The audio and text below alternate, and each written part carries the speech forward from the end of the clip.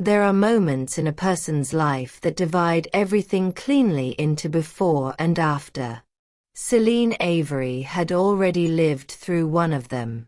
She knew what they felt like, the particular quality of a world rearranging itself around a single event, the way everything that came before it suddenly looked different in the new light, the way you could not go back to the person you had been on the other side of it no matter how hard you tried.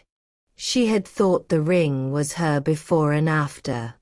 Standing in the center of 500 wolves while the Alpha King of Ashvale looked at the middle distance and called her useless, and then walking out with her chin up and her hands still and the quiet, catastrophic decision already made. She had been wrong. The ring was only the beginning. Because the letter that arrived in Verith on a Wednesday morning, the letter she did not know about yet, the one that had been 3 weeks in the writing and was now sitting in a rider's bag 12 miles north of where she was drinking tea above a bookshop, that letter was the real before and after. After the letter, nothing was going to look the way it had. Not Ashvale. Not the council. Not the alliance that had been holding everything in careful, precarious balance for 4 years. Not the man who had followed her 80 miles south and spent 4 hours cross-referencing land grants and asked for tomorrow. And not Celine, who was not the invisible archive worker anymore, who had a list of non-negotiables and a box of pre-treaty correspondence and a child growing quietly and without announcement inside her, and who had decided, firmly, irrevocably, with the bone-deep conviction of a woman who is done being managed, that the world this child was born into was going to be one she had built on her own terms. The letter was going to test that. If you were here for part 1, welcome back. If you are new, go watch part 1 first, because what happens in this story lives in the details, and you are going to want them.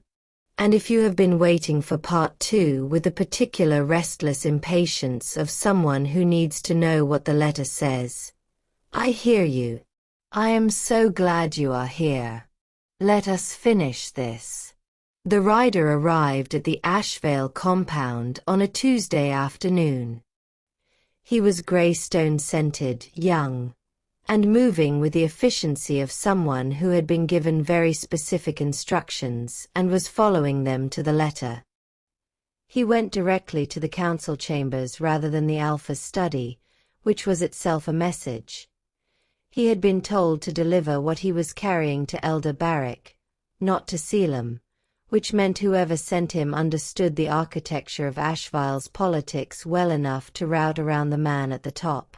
That took a particular kind of intelligence. Calla was the one who intercepted him. She had been monitoring Greystone communication channels since the day Selim left for Verith without his guard, because Calla had spent 4 years being the person who noticed things before they became problems. And this situation had problem written all over it in large, clear letters that she was apparently the only one reading carefully enough. She took the rider's pack credentials, informed him with the pleasant authority of a woman accustomed to being obeyed that the council was not available this afternoon, offered him rest and food after his journey, and spent the 40 minutes it took to settle him in the guest quarters reading everything he was carrying. She was not supposed to do this. She did it anyway. Some things were above the technicalities. The letter was from Mira Ashworth. Not her father. Not the Greystone Council. Mira herself, in a hand that was precise and educated and completely steady. The hand of a woman who had written this letter multiple times and kept starting over until it said exactly what she intended. Calla read it once. Then she sat down, which she did not usually need to do in order to think, and read it again. Then she sent a message south to Verith. The message reached Selim the following morning, delivered by a pack runner who found him in the Verith Records office at 7:50. 3 minutes before Celine arrived, surrounded by 1951 land grant files, and looking like a man who had slept better than he had in 6 weeks and was not entirely sure what to do with that. He read Kala's message. He read it again. His expression did not change in any way the casual observer would have noticed. But Celine arrived 8 minutes later to find him standing at the window with both hands on the sill and a stillness about him that she recognized immediately as the load-bearing kind. The kind that was holding something in rather than simply being present. She set her coat on the chair. She looked at him. "What happened?" she said. Not a question. He turned. He looked at her with a directness that had stopped being difficult for her to receive somewhere around the second day of cross-referencing, and said, "There is a letter. From Greystone. From Mira Ashworth. Kala has it. I need to go back to Ashvale." Celine absorbed this. "Today?" she said. "Yes." She sat down in her chair. She was quiet for a moment, organizing the information the way she organized everything, placing it carefully, looking at its shape, identifying the parts that mattered most. "What does the letter say?" He was quiet for 3 seconds, which, for Selim Varin, was a long time. "Mira knows about the child," he said. "She has known for 3 weeks. She has been managing it, according to Kala, deciding what to do." A pause. "She has made a decision." "What decision?"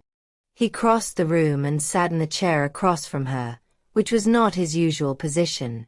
He was a standing-at-windows person, a desk behind the authority person, a person who used physical arrangement to maintain the distance that felt safe. Sitting across from her in a records office chair with his elbows on his knees was something different, and she noticed it. "She is releasing the engagement," he said. "Formally. In writing. On her own terms. Without waiting for her father or the council to direct it." He paused. "She is also requesting a private meeting with you." The room was very quiet. "With me," Celine said. "Yes. Not with you." She was very specific about that. Celine looked at the window.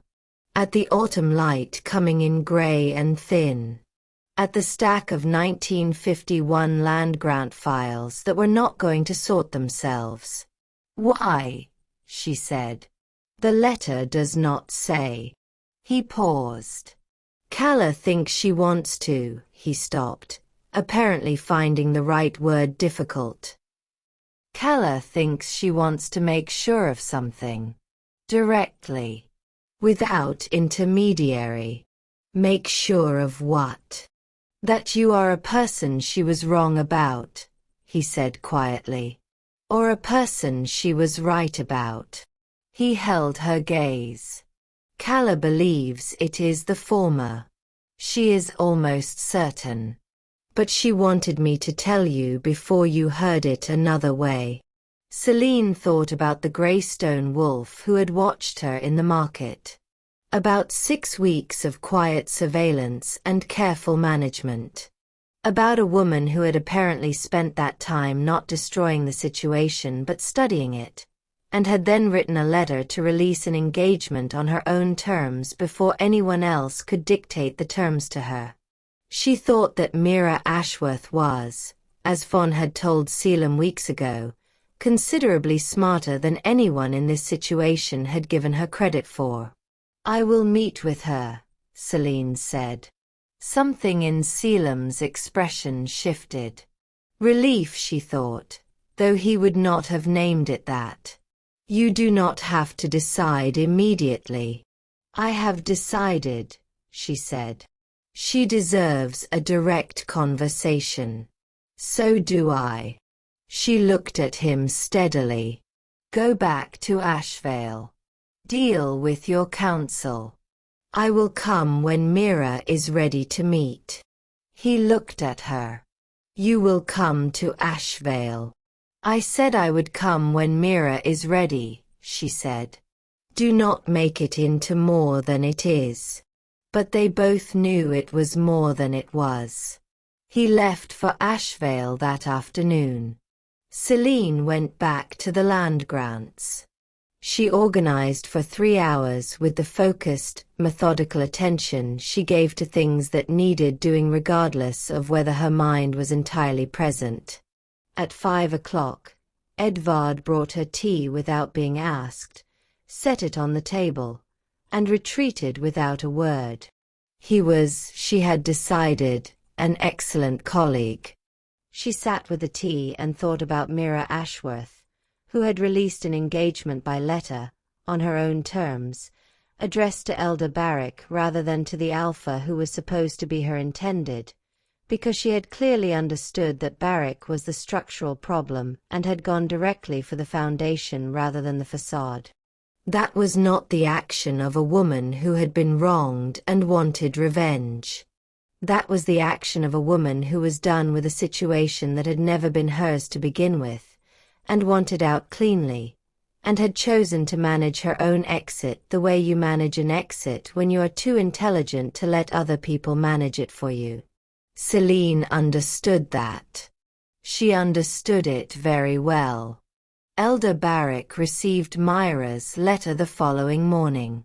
Calla had returned it to the rider's pack with the care of a woman who had read every word and memorized what mattered, and the rider had delivered it to the council chambers as instructed, and Barrick had opened it with the settled expectation of a man who believed he was managing a situation that was under control.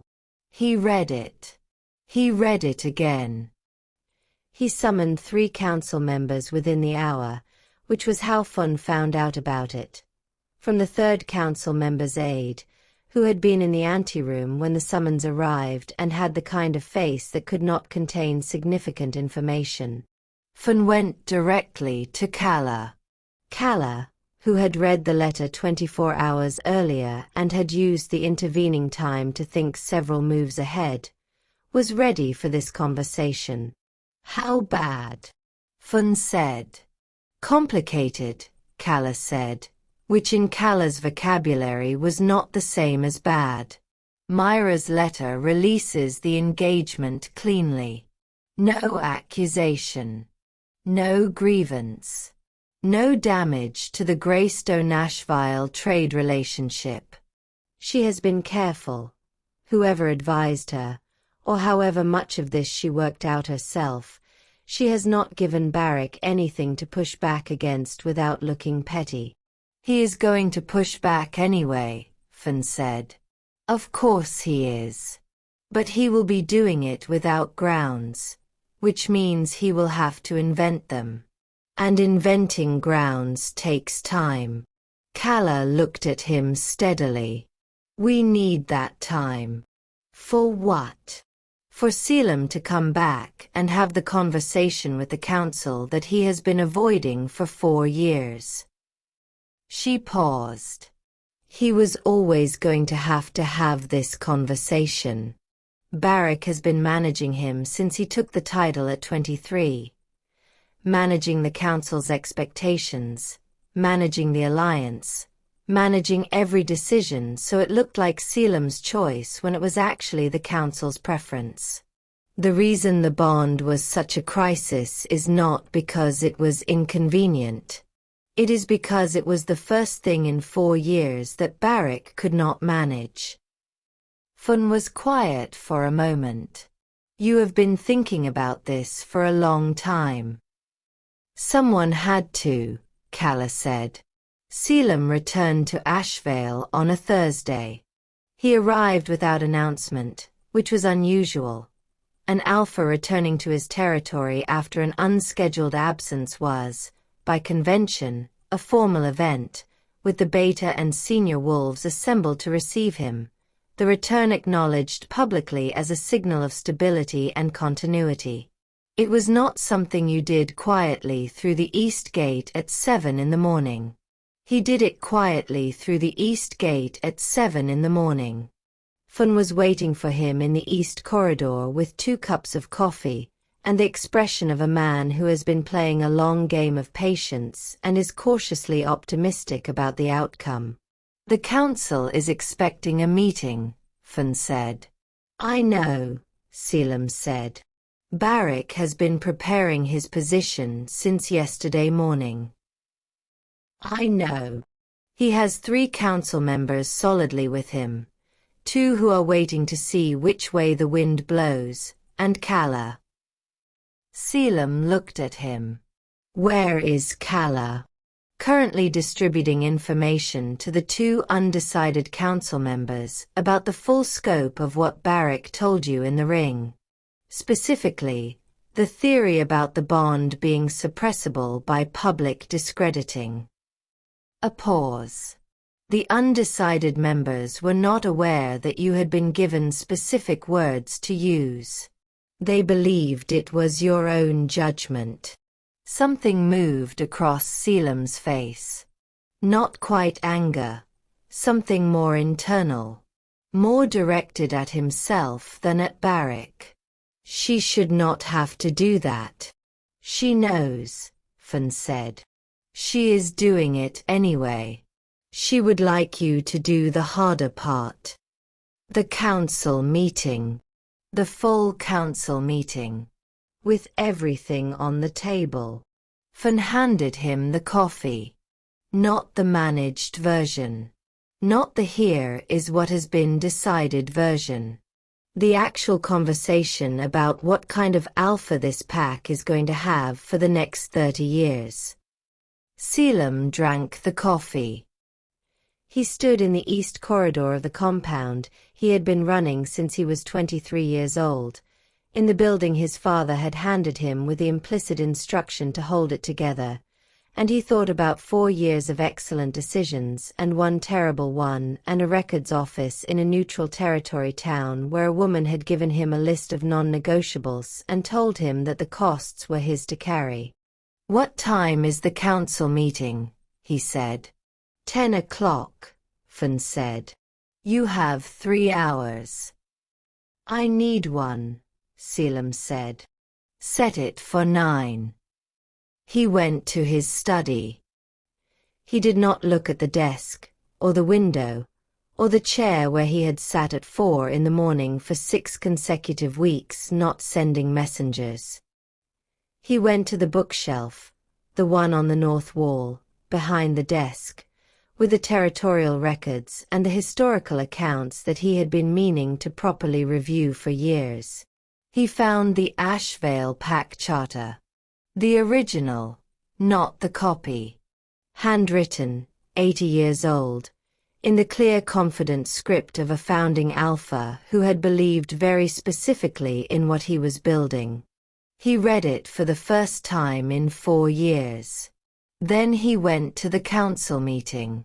What happened in that room over the next 2 hours was not something that was discussed publicly, either at the time or afterward.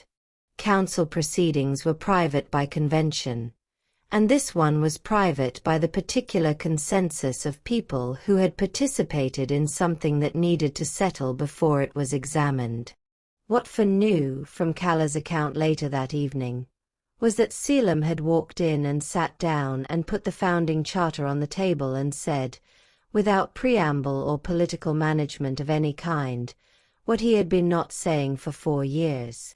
About the alliance. About what it was meant to accomplish and what it had actually accomplished and the gap between those 2 things.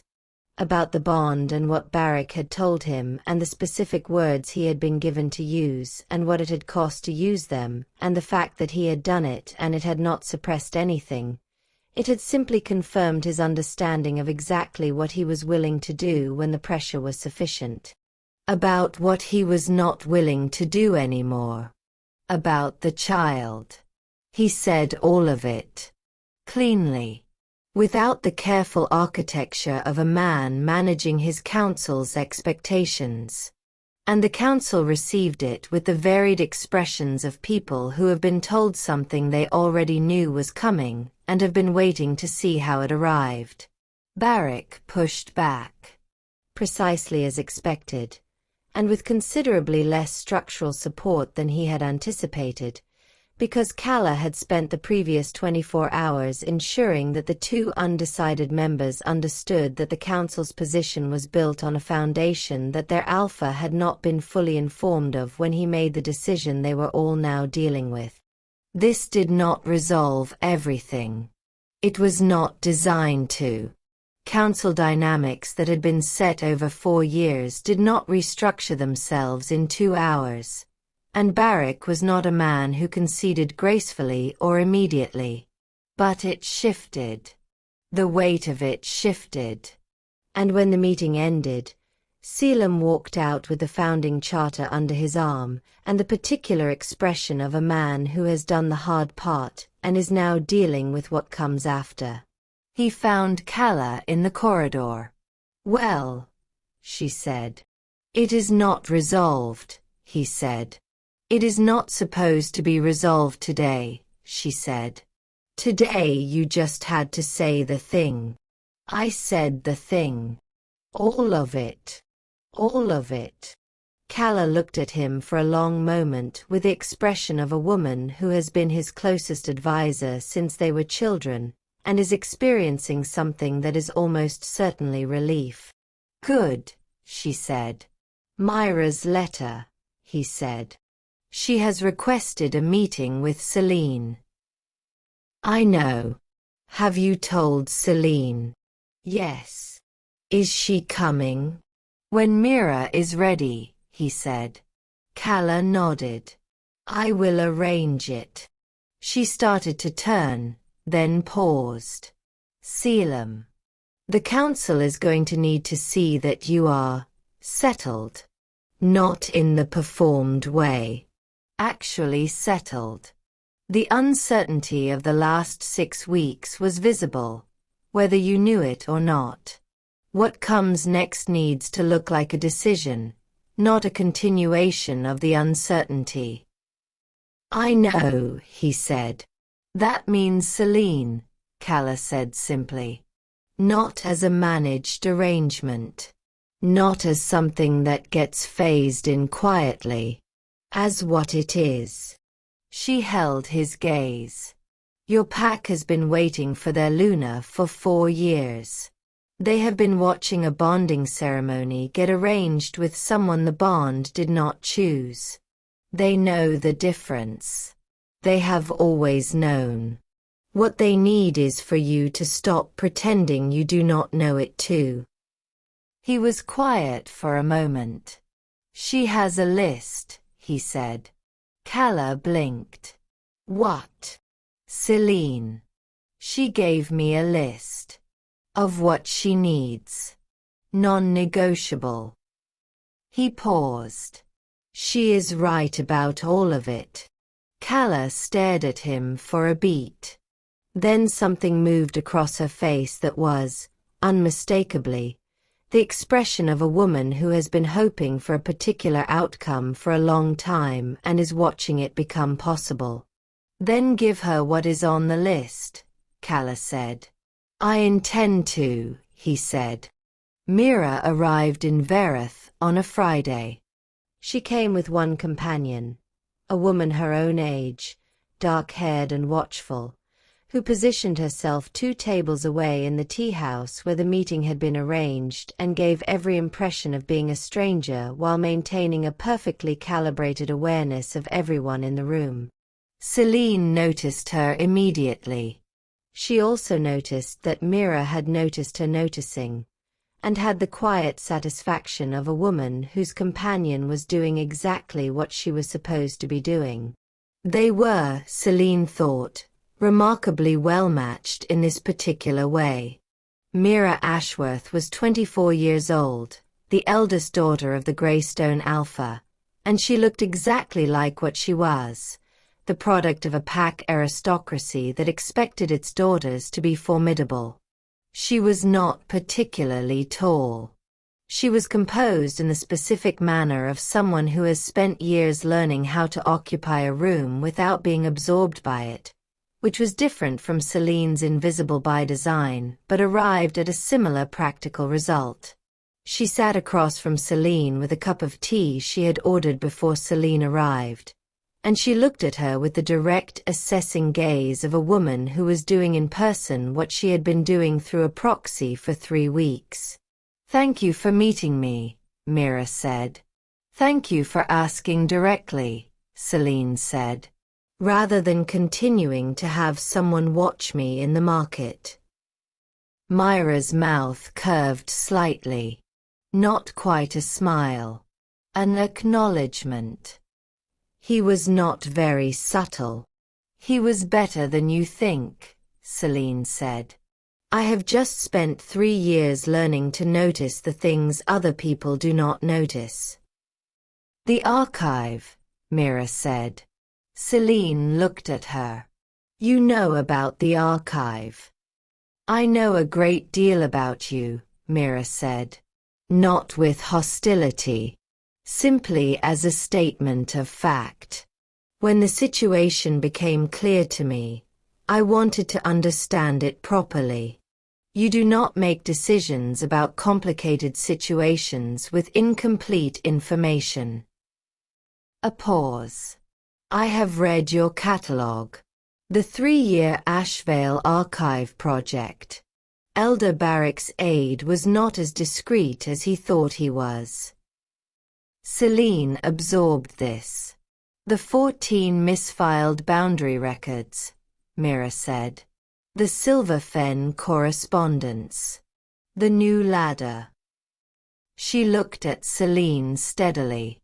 "And 6 weeks of going to an archive every afternoon when nobody asked you to and nobody acknowledged it. For 4 years before that, doing work that kept the pack's territorial records accurate when your own pack did not know your name." She paused. "That tells me something about who you are." "What does it tell you?" Celine said carefully. "That you are not someone who wanted the throne," Mira said. "That you are not someone who planned any of this or moved toward it deliberately. That the bond found you in the middle of doing your work and you tried, genuinely tried, to do the right thing about it, and the right thing was impossible, and you handled it with more dignity than anyone else in the situation." She held Celine's gaze. "Including him." The tea house was quiet around them. The companion 2 tables over had ordered a pastry and was reading a book with enormous conviction. "Why are you telling me this?" Celine asked. "Because I want you to understand why I released the engagement," Mira said. "It was not because I was told to. It was not because the situation became unmanageable and I cut my losses. It was because I had been engaged to Selim Varin for 18 months, and in 18 months, he never once looked at me the way I know he looks at you, and I am not." She paused, and something honest moved across her composed face. "I am not interested in spending my life as a stand-in for someone else's absent person." Celine was quiet. "My father is angry," Mira said. "He will be angry for some time. The alliance he built is not gone. The trade relationship between Greystone and Ashvale is structurally sound and neither pack benefits from dismantling it. But the personal element, the social capital he believed he was accumulating through my position, that is gone. He is going to have opinions about that." "I know," Celine said. "Barrick will attempt to use my father's anger," Mira said. "He is going to need someone to blame for the disruption. He will try to frame you as the cause rather than the consequence." She paused. "I am telling you this because you should know it is coming, and because the way to defeat it is not to defend yourself against the accusation. It is to make it irrelevant." Celine looked at her. "How?" By being so clearly demonstrably the right person for that pack that the accusation has nowhere to land, Mira said simply. You have already done most of the work. 3 years of territorial records, accurate for the first time in decades. 14 boundary errors corrected. Pre-treaty correspondence properly catalogued. The pack's institutional memory is sounder because of you than it has been in 30 years, and almost no one in that pack knows your name. She paused. They are going to learn it. Make sure when they do, they learn it in context. Celine looked at her for a long moment. You came here to help me, she said. I came here, Mira said carefully, to make sure I was not wrong about you. I was not. A pause. And I came to tell you that the Greystone Pack has its own archive.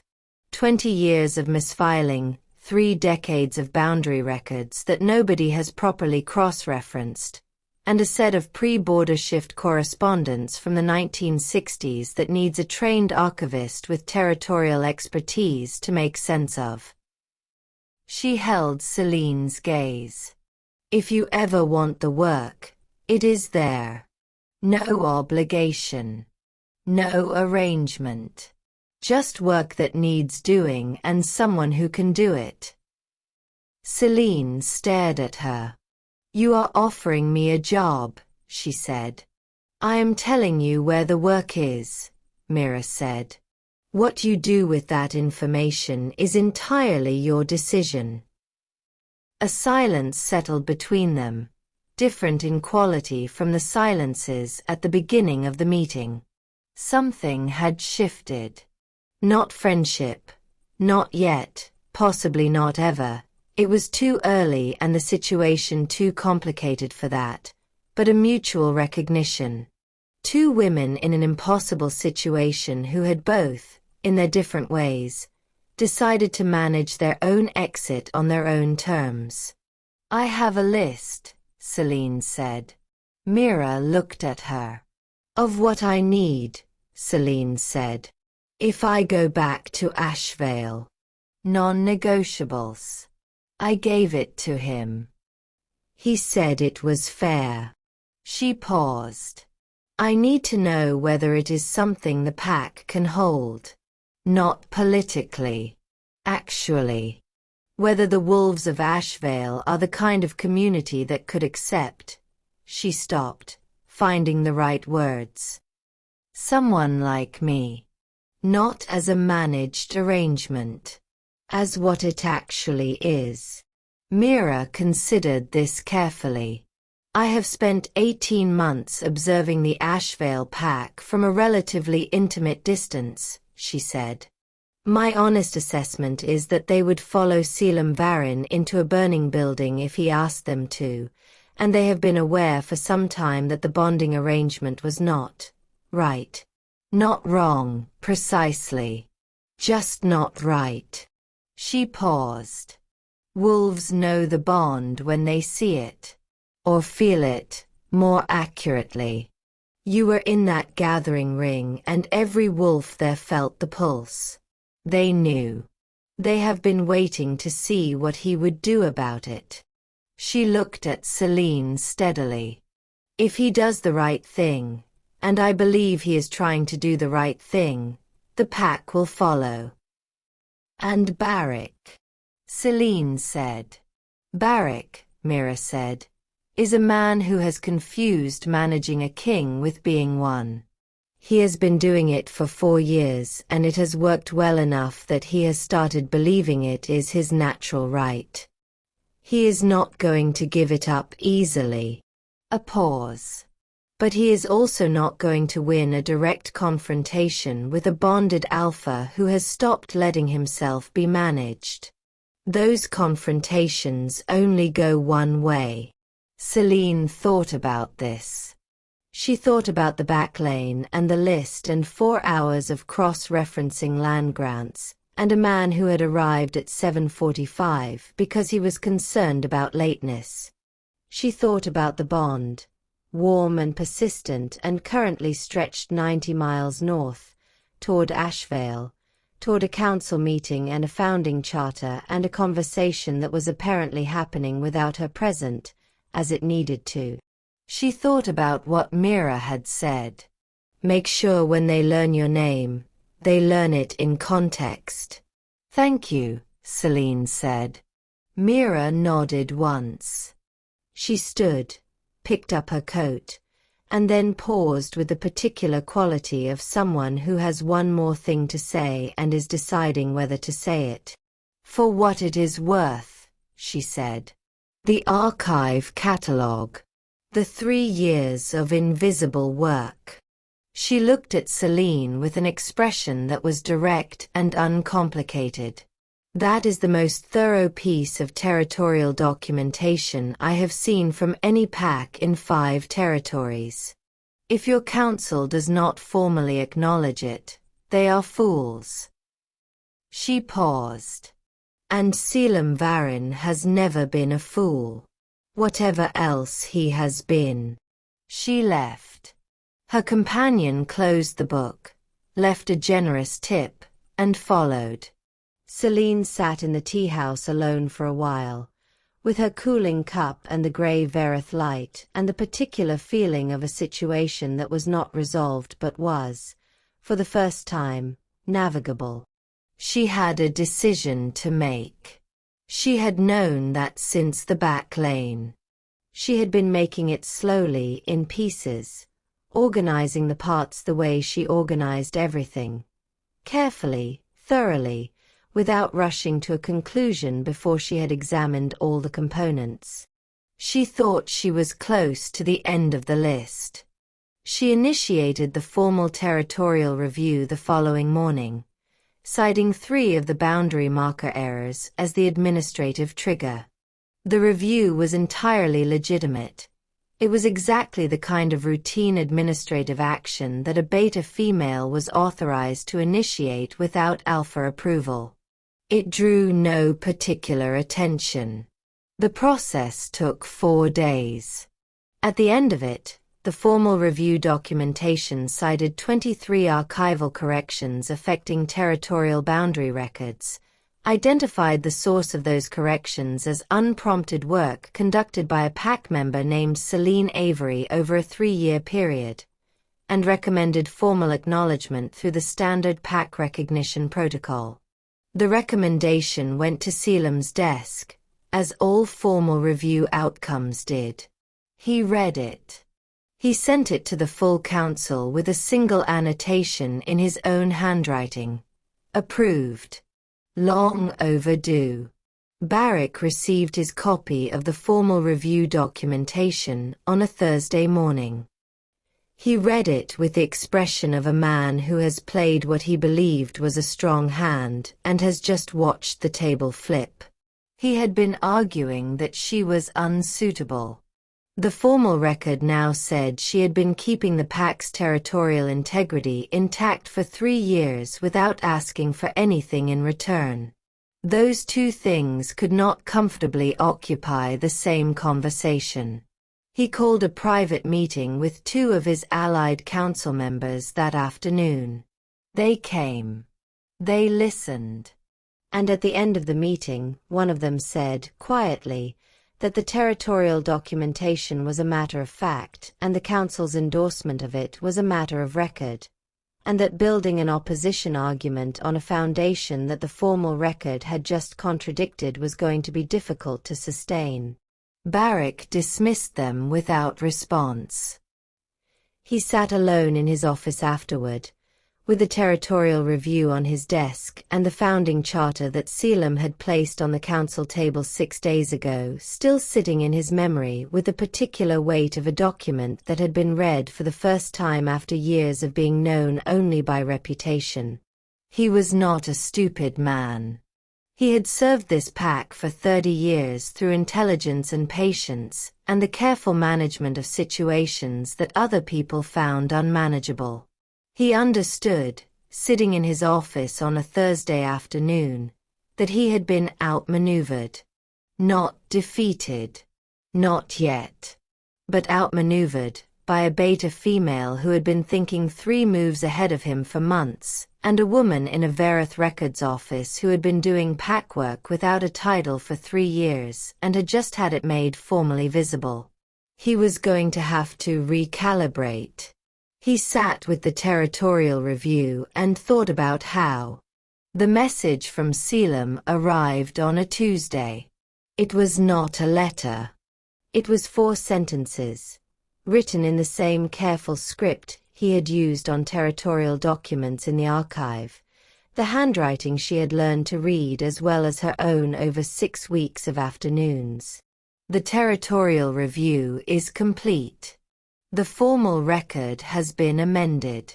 The council has been spoken to directly. The rest is yours to decide, on your own timeline, without pressure from any direction. I will be here. Celine read it 3 times. She folded it carefully and put it in the box with Petra's letters and the amber jar and the silver fen correspondence.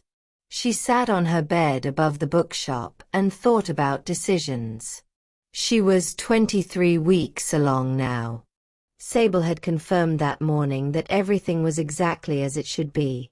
Healthy, progressing, the kind of uncomplicated progression that allowed for ordinary life and ordinary work, and an ordinary level of planning for what came next. The nausea had resolved itself weeks ago. She slept reasonably well. She had energy for 8-hour days in the records office and evening walks along the trade road when the weather was clear. She was, by most measures, fine. The problem with fine was that it was not the same as right.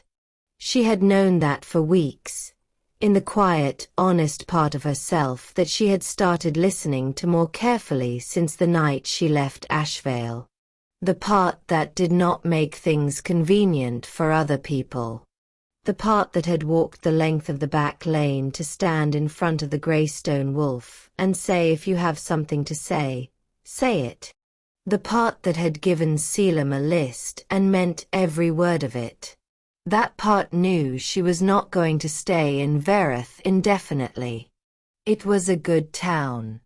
Edvard was a good colleague. Doris was an excellent landlord who communicated primarily through tea placement. The work was real and the progress was visible, and she had done what she came here to do, which was build something that was hers, on her own terms, without asking anyone's permission or waiting for anyone's acknowledgement. She had done that. Now there was the question of what she built next. She went to the records office on Wednesday and found 2 things on her desk. The first was the final file from the 1951 land grant misfiling, the last piece of a 3-week project, fully corrected and properly indexed, complete. The second was a note from Edvard in his careful, slightly cramped handwriting. The Regional Administrative Council has officially requested a copy of the Verith Records reorganization documentation for distribution to 3 neighboring territories. I have told them I will ask you. This would, of course, require proper attribution. Your name on the methodology, formally, in the regional record. I thought you should know that this work has been noticed beyond Verith. Let me know what you would like to do. She sat with both pieces of paper for a long time. Her name on the methodology. In the formal record. 3 years of Ashvale archive work, never attributed. 6 weeks of Verith Records work, and it had gotten to the Regional Administrative Council. The difference, she knew, was not the quality of the work. The quality had always been the same. The difference was that in Verith, there was no one with an interest in keeping her invisible. She thought about Mira Ashworth's voice, steady and precise over tea. Make sure when they learn your name, they learn it in context. She thought about Selim at 7:45 with a book on neutral zone territorial boundary law. She thought about the list. The non-negotiables. What she needed, not just what she wanted. She thought about the child, who was going to learn their own name in some context or other, and deserved to learn it in one that Celine had chosen deliberately and clearly, not drifted into by default. She made 2 decisions before she left the records office that evening. The first was to authorize the regional attribution. Her name, formally, in the record. No managed arrangement. No quiet acknowledgement buried in an administrative footnote. Her name, in context, in the regional administrative record of 3 territories. The second was to send a message north. Not to Selim. To Kala. She sent 3 sentences. I have a question about the East Archive. The flagged boundary errors I left behind. The 3 I found in the Silverfen correspondence. I would like to be the one to formally file the corrections. She sent it. Then she told Doris she would be leaving at the end of the week. Doris received this information with a meaningful silence of a woman who had seen it coming for some time and had opinions. She placed a cup of tea on the kitchen table and sat down across from Celine with the expression of someone who has been waiting for the appropriate moment to say something, and has concluded the moment has arrived. You are going back, Doris said. Yes, Celine said. To the man with the boundary law book. Among other reasons, Celine said. Doris looked at her for a moment. He came back twice, you know, while you were at the records office. First time he sat in the chair by the window and read for 2 hours. Second time he asked me what you liked for breakfast. Celine stared at her. You did not tell me this. You were not ready to hear it, Doris said serenely. She took a sip of her tea. You are ready now. Celine sat with that. What did you tell him? She asked. About breakfast. The truth, Doris said. That you drink tea, not coffee, and you prefer the savory pastries from the market to the sweet ones, and you eat standing up when you are thinking about something difficult, which is most mornings. She paused. He wrote it down. Celine pressed both hands flat on the kitchen table and focused very carefully on not doing anything visible with the feeling that information produced in the center of her chest. Thank you, she said. For everything. Come back, Doris said. When things are settled. I want to meet the child. I will, Celine said. She believed it. She arrived in Asheville on a Friday afternoon. She did not announce herself. She had not told anyone except Kala, through the letter, that she was coming, and Kala had responded with a single line. The East Archive is ready. Fun will meet you at the South Gate. Fun was at the South Gate. He looked at her with the expression of a man whose patience had been considerable, and who was experiencing something close to vindication. He did not say anything. He simply fell into step beside her, which was the appropriate response. The compound felt different than it had 7 weeks ago. Or perhaps she felt different in it. Less like someone moving through spaces that were not hers. More like someone returning to work that had always been hers even when no one knew it. The south courtyard was busy at this hour. Wolves returning from the afternoon training circuit, younger pups being called in from the outer yards, the ordinary industrious noise of a large pack at the end of a working day. Several people looked at her. She had not expected to be recognized. She had been invisible in this compound for 3 years, but the Territorial Review, apparently, had done what Calla intended it to do. Several of those looks held something that was not the blank non-recognition she was accustomed to. One of the training wolves stopped entirely. A young woman mid-rank, who had been one of the pups Celine had tutored in reading 3 years ago.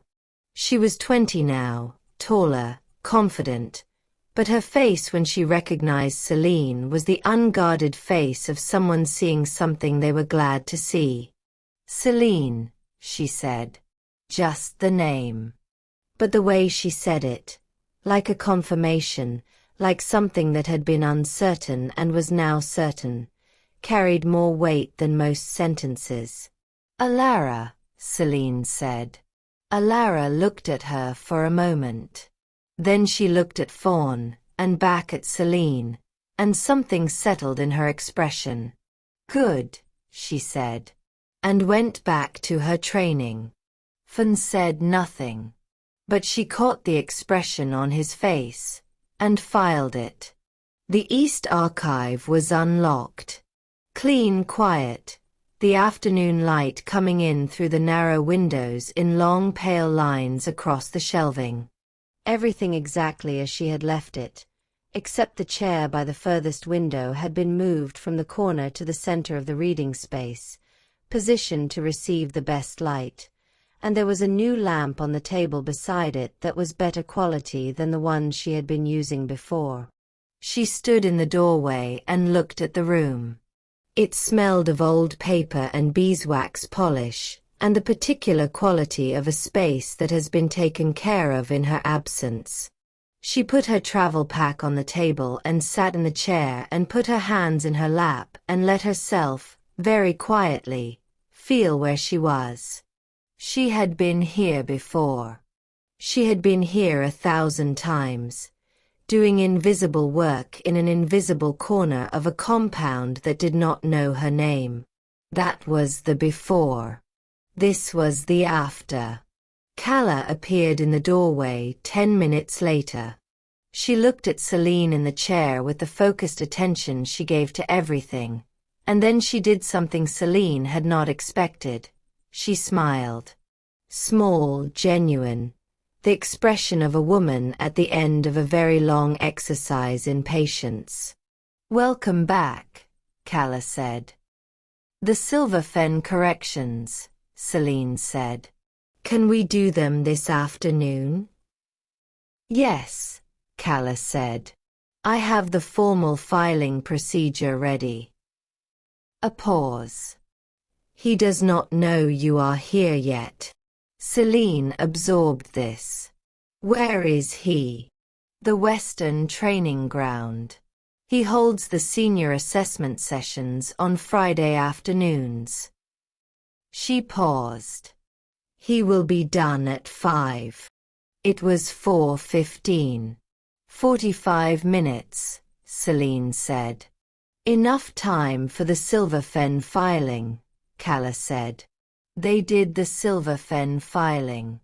3 boundary corrections, properly documented, formally submitted through the Territorial Review Protocol, attributed in full. Celine Avery, East Archive. Date of correction.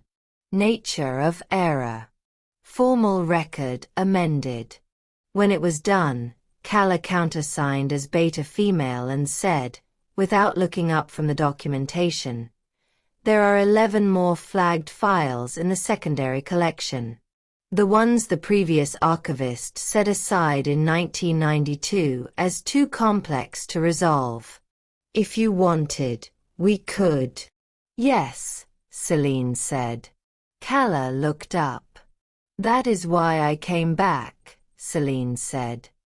"Among other reasons. The work." She held Calla's gaze.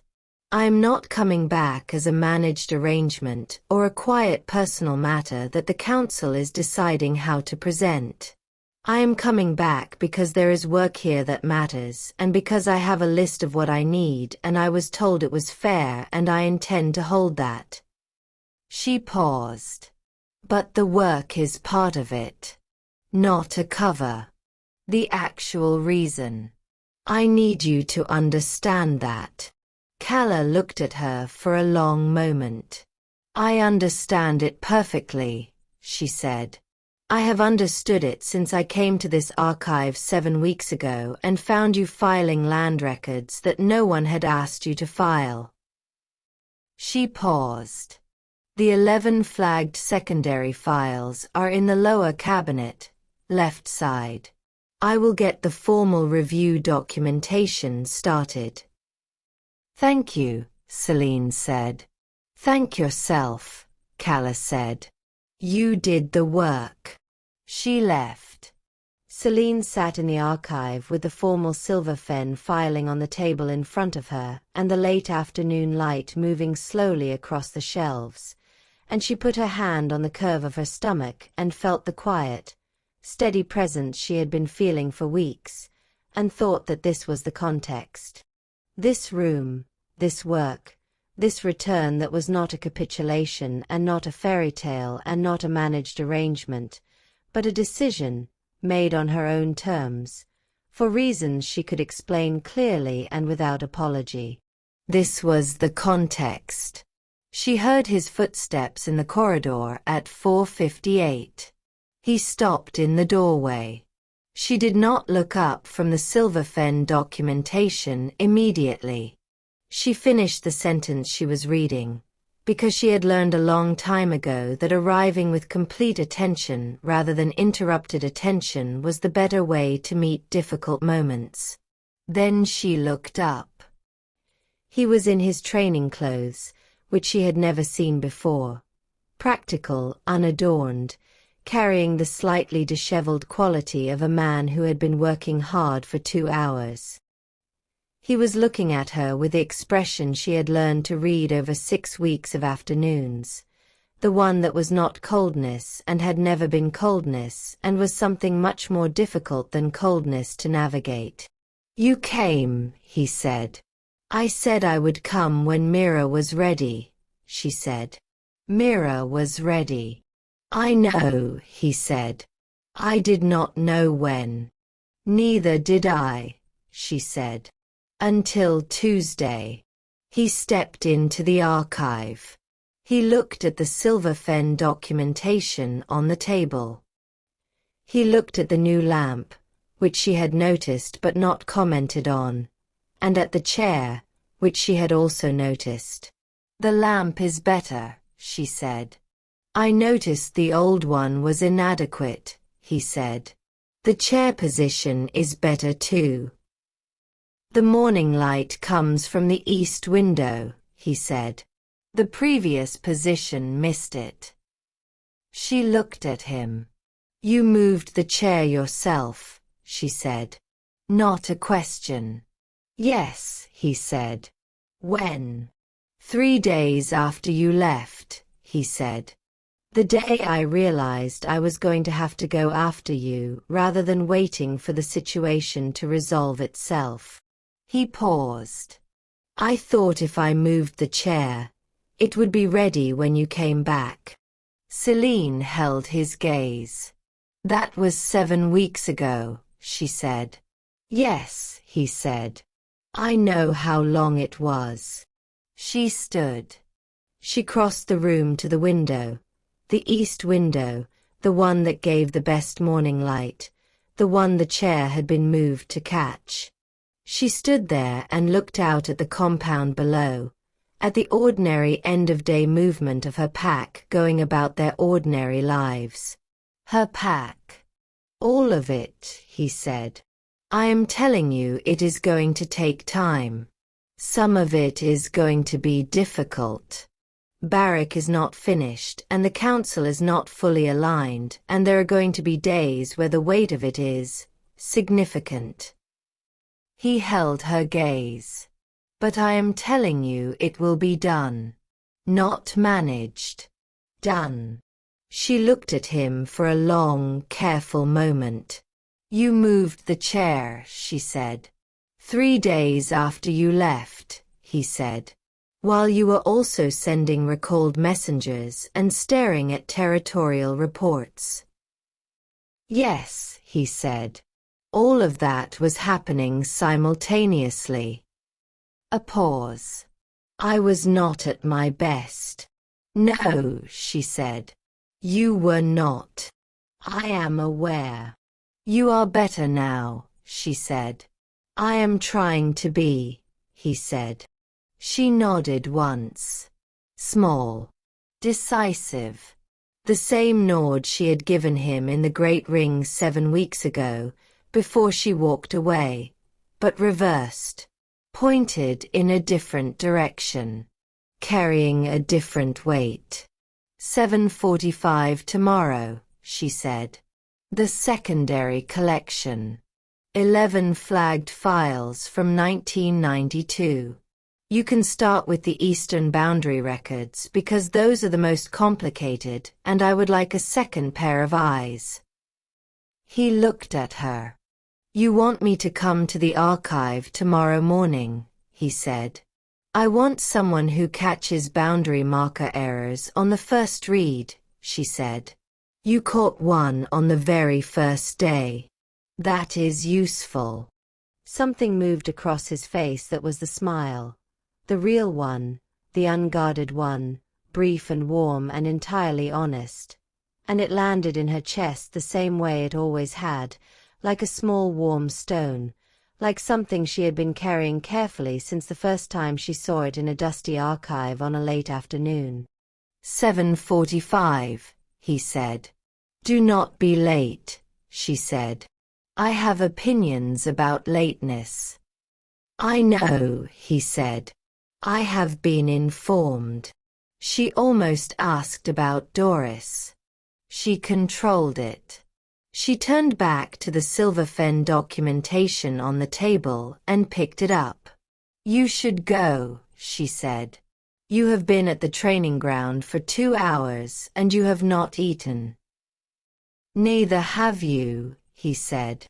I have savory pastries from the market, she said. Doris packed them. A pause. Doris told you, he said. She told me, Celine confirmed. About the breakfast question. A longer pause. I was trying to be prepared, he said. I know, she said.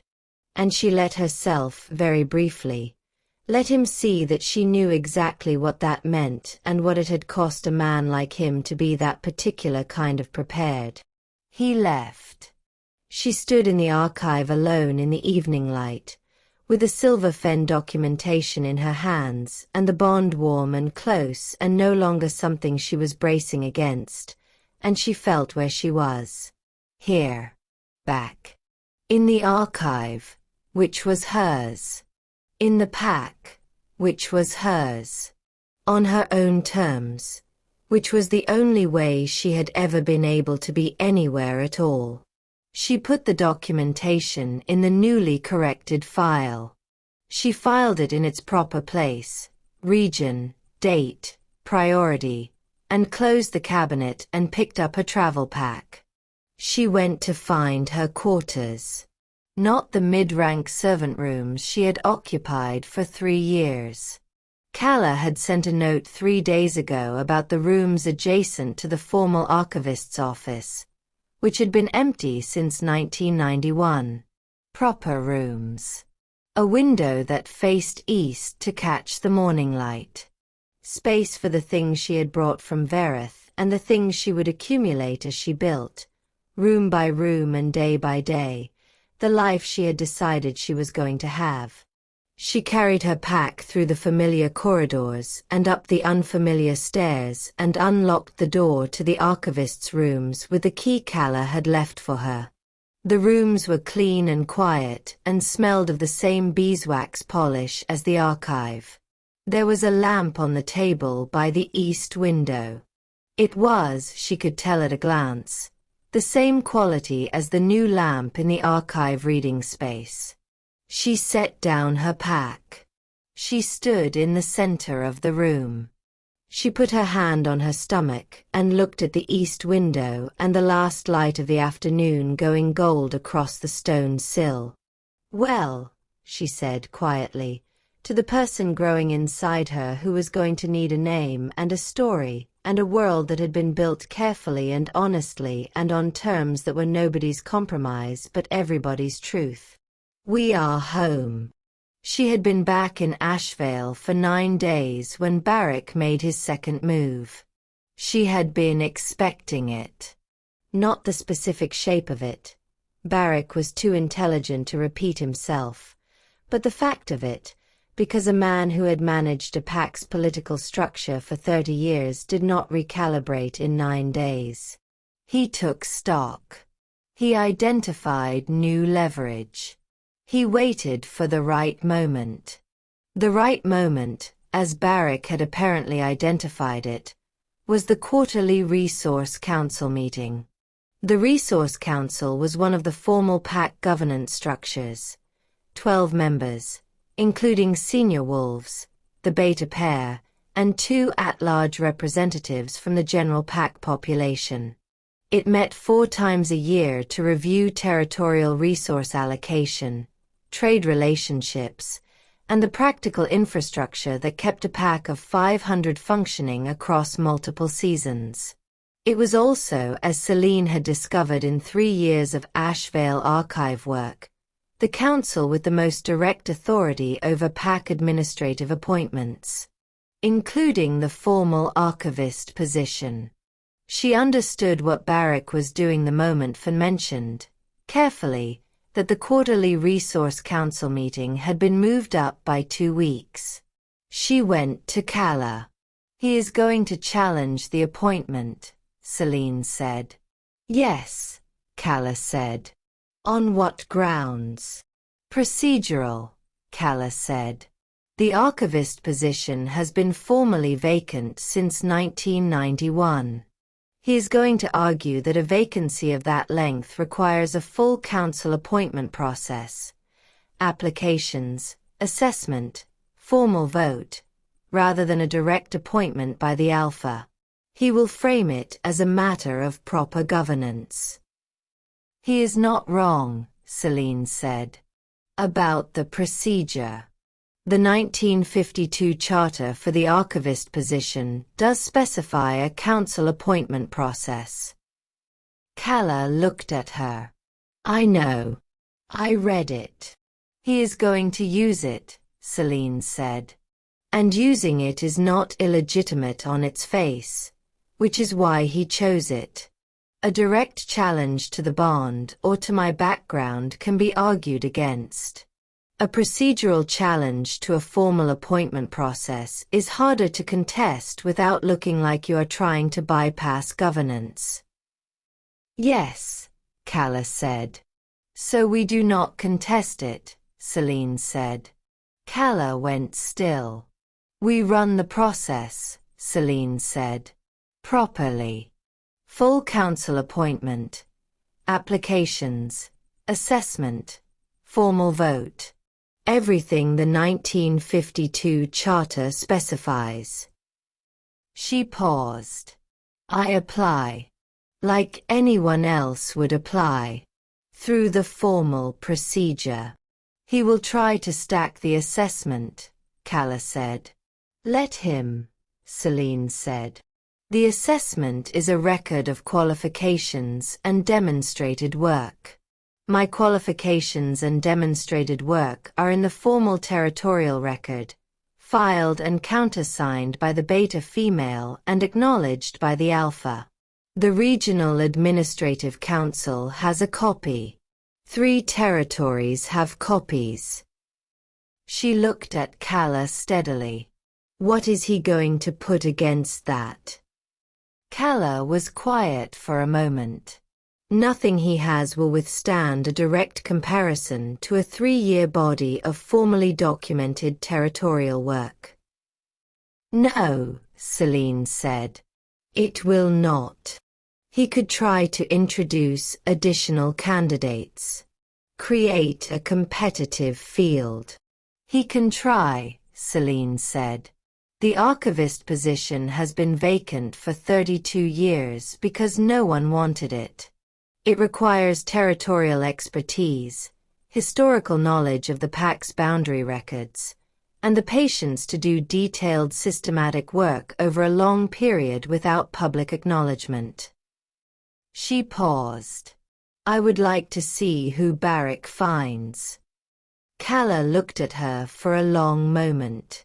Something moved in her expression, something that was, Celine thought, a close cousin to delight.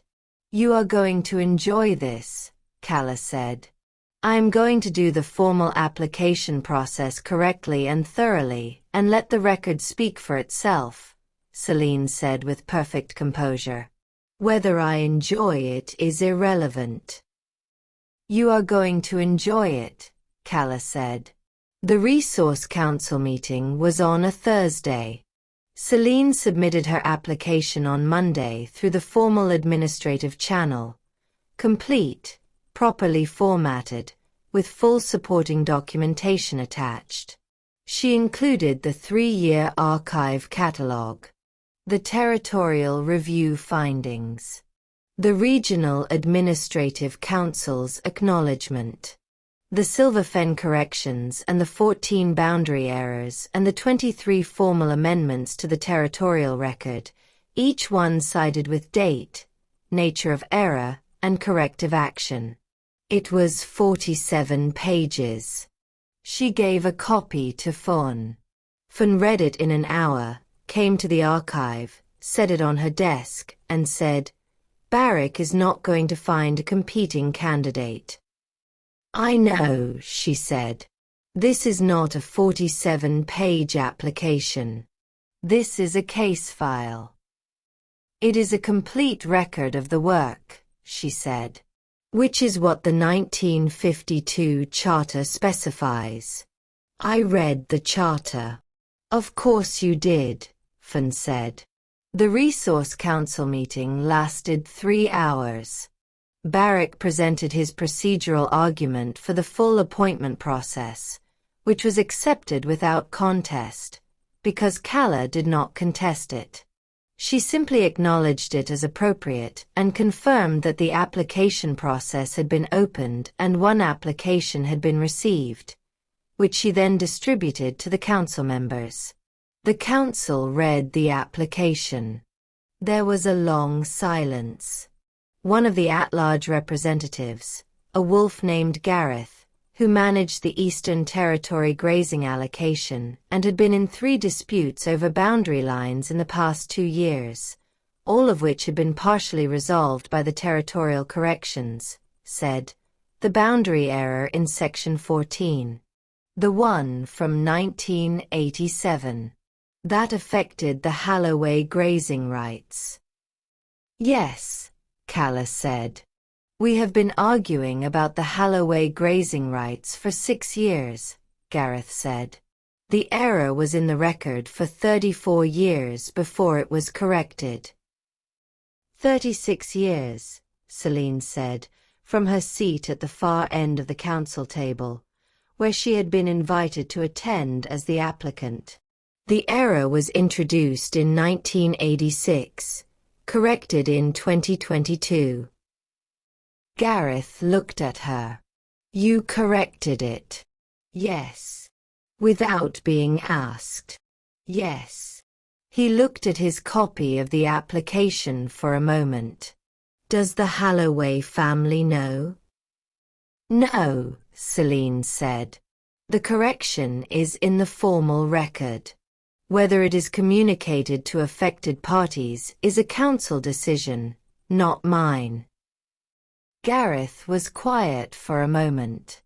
Then he looked at the council chair, not Barrick, who was a council member but not the chair, and said, I would like to call for a formal vote. Barrick did not have a competing candidate. He had a procedural argument and 3 weeks of careful groundwork with senior wolves, And both of those things were considerably less effective when placed in direct contact with 47 pages of documented territorial work that had been keeping the Pact's land rights accurate for 3 years without anyone noticing. The vote was 8-3.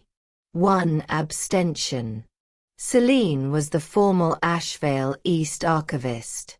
It was not the same as everything being resolved. She knew that. Barrick's 3 votes were still there, still watching, still waiting for a different kind of opening. The council was not unified and the political landscape was not clean, and there were going to be more moments before this was fully settled. But her name was in the record. Formally. In context. On her own terms. Not as the Alpha's bonded mate. Not as a managed arrangement, not as a quiet personal matter that the council was deciding how to present. As the archivist. The work that had always been hers, acknowledged as hers. She walked out of the council meeting and went directly back to the archive and opened the lower cabinet and pulled out the first of the 11 1992 flagged files. Because there was work to do and the work mattered, and she was not going to stop doing it because she had won a vote. Selim found her there an hour later. He stood in the doorway with the expression of a man who had been given a report on the meeting and was doing something careful with his response to it. 8-3, he said. Yes, she said, without looking up from the file. Barracks 3, he said. I know whose 3 they are, she said. He crossed to the table and sat across from her, which had become his position in the archive over the past 9 days. The chair on the opposite side of the working table, close enough to be a second pair of eyes on difficult files, far enough to not crowd the work. You knew he was going to challenge the appointment, he said. Yes. You let him, he said. You could have. I could have. You could have done it as a direct appointment and bypassed the council process, she said. I know. I did not want that. She looked up at him. I told you. My name on the work. The work speaking for itself. Not a protected arrangement. She held his gaze. 8-3, in a formal vote, with a documented record as the basis. That is mine. Barrick cannot take it back. He looked at her for a long moment. No, he said. He cannot. The 3 votes are still his, she said. We should not pretend otherwise. I know, he said. I am going to talk to them individually. Not to pressure, to understand what their actual concern is. Whether it is me or the bond or the governance question or something else entirely. He paused. I should have been having those conversations for 4 years rather than letting Barrick be the one who talked to them. Yes, she said. You should. You are not going to soften that, he said. No, she said. You said you wanted me to tell you the things that were true. That is one of them. He was quiet for a moment. Then, with the particular quality of a man who is learning to receive honesty without reflexively defending against it. What else is true? She looked at him. The winter solstice is 5 weeks away, she said. The Pack Assembly. I meant what I said about being introduced formally. As myself. Not as an arrangement the council has approved or a situation that is being managed. As. She stopped. As what I am. As my bonded mate, he said quietly. And the mother of my heir.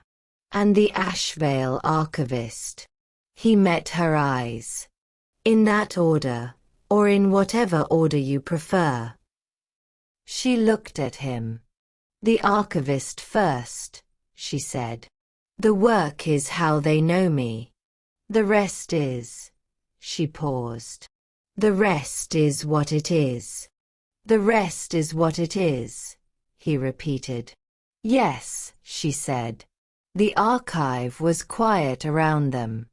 The evening light was going gold, the east window doing what it had always done, giving the best light, the morning light, the light that made the oldest records readable again. The 1992 files, she said. I need to show you something in the Eastern Boundary Survey from 1991.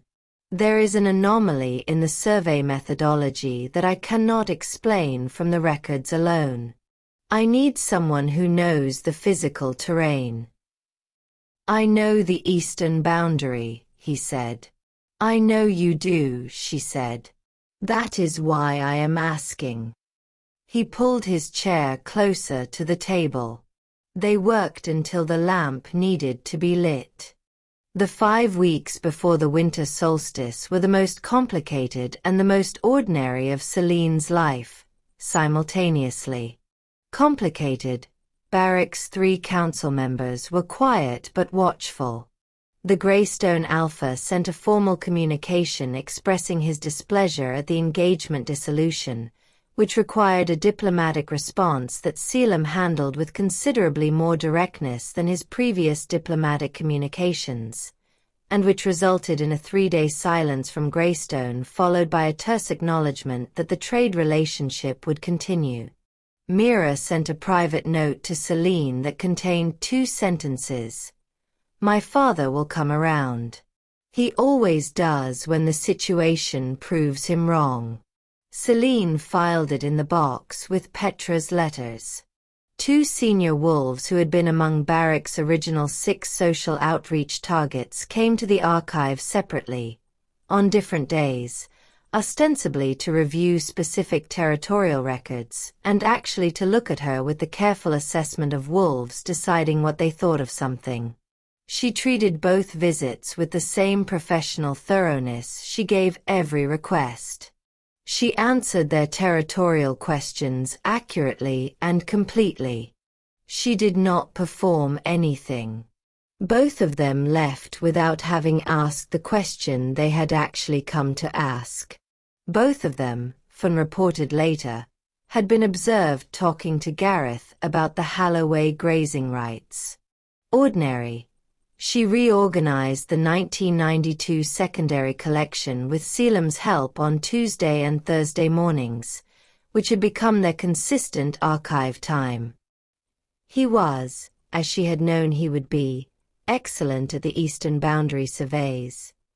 He knew the physical terrain with the precision of a man who had been walking it since childhood, and twice he caught discrepancies between the recorded survey and the actual land that she could not have identified from the records alone.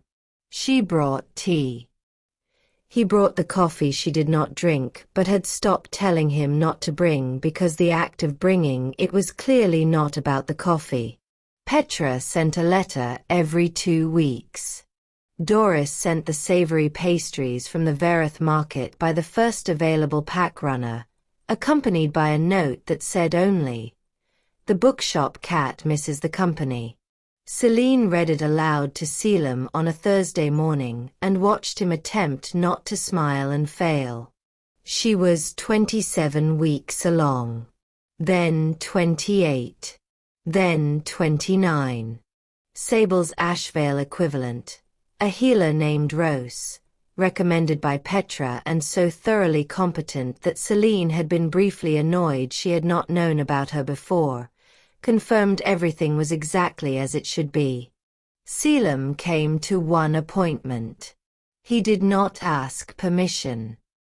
He appeared in the corridor outside the healer's wing at the scheduled time and said, without preamble, "I would like to be here." She looked at him for a moment. "Yes," she said.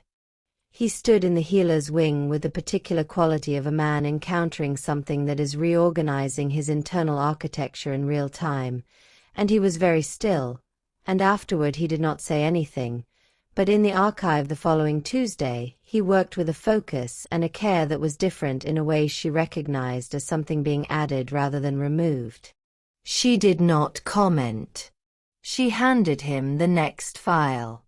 The night before the winter solstice, Celine sat in the archivist's rooms with the east window dark and the lamp burning and a cup of tea she was not drinking, and she thought about tomorrow. The pack assembly was the largest gathering in the Ashvale calendar.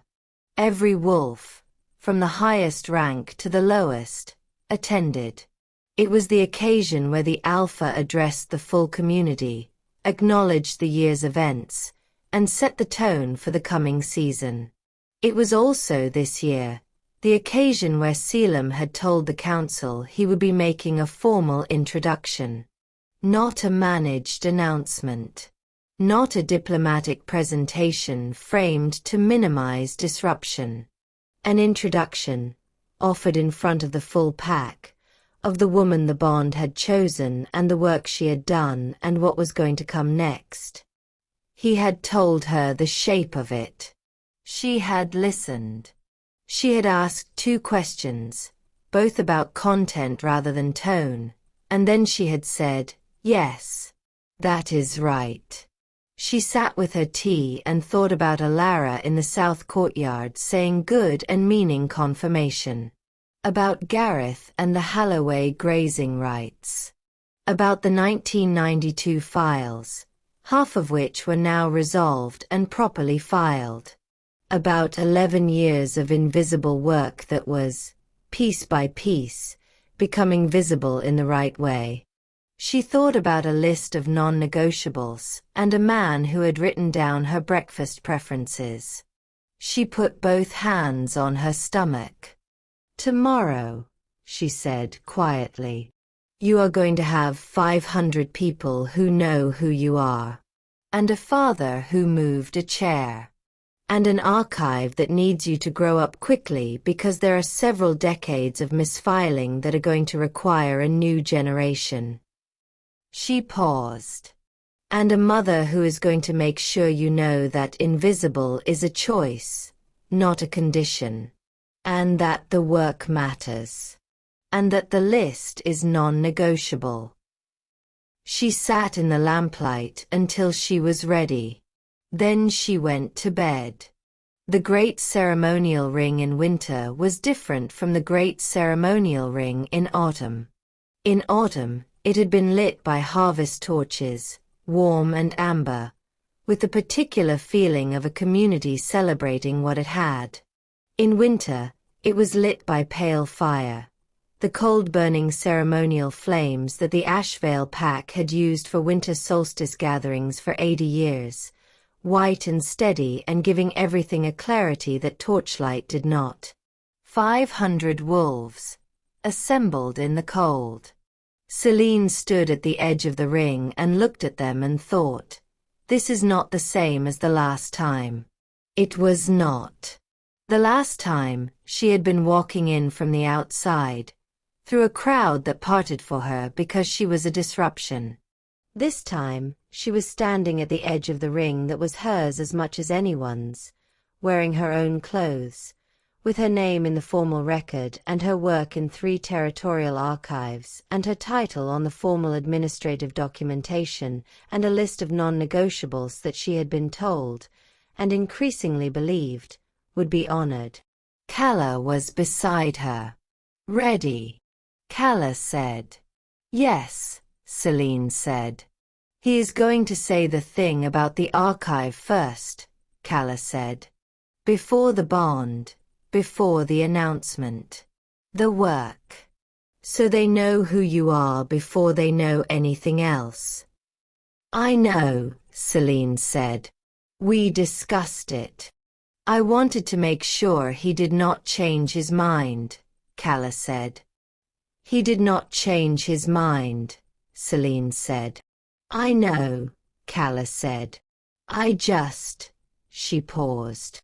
"I wanted you to know that I was making sure." Celine looked at her.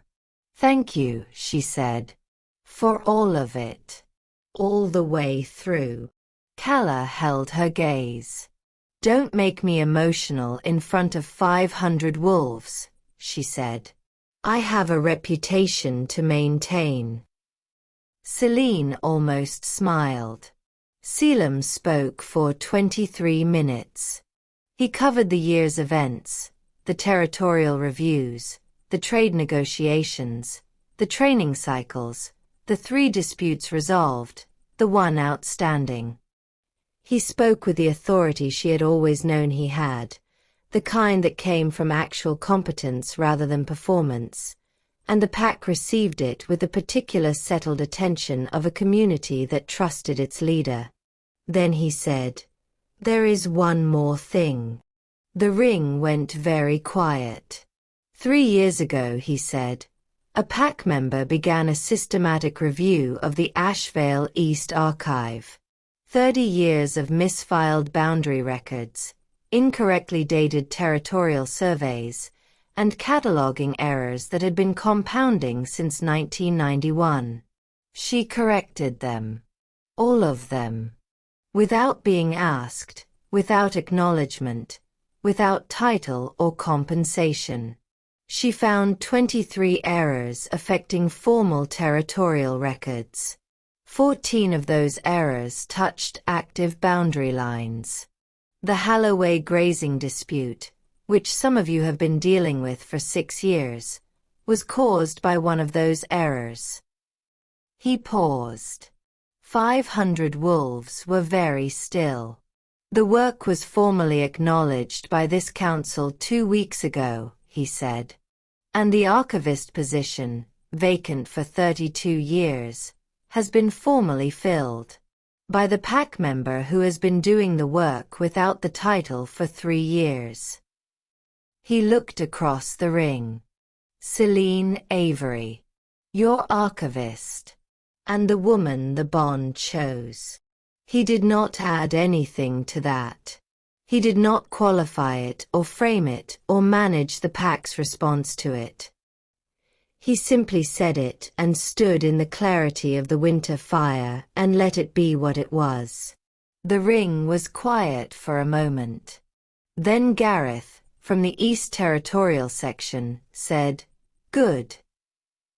And meant it the same way Alara had meant it, 2 months ago in the South Courtyard. A confirmation. Something uncertain, now certain. It moved through the ring. Not noise, not a celebration, not applause, nothing so produced as that. A shift. The particular shift of a community recalibrating around information that has landed correctly. Selene walked into the ring. She stood in the center of the same ring where, 7 weeks ago, she had absorbed 5 words and nodded once and walked away. She stood there now, in the winter firelight, with her name in the record and her work acknowledged and her list honored and the bond warm and steady and no longer something she was managing. She looked at the pack. 500 wolves looked back. She thought about invisibility. About 3 years of work that no one had noticed and 23 corrections that had been quietly keeping the territory intact and a choice, made daily, to do the work even without acknowledgement. She was not invisible now. She was the archivist. She was the bonded mate.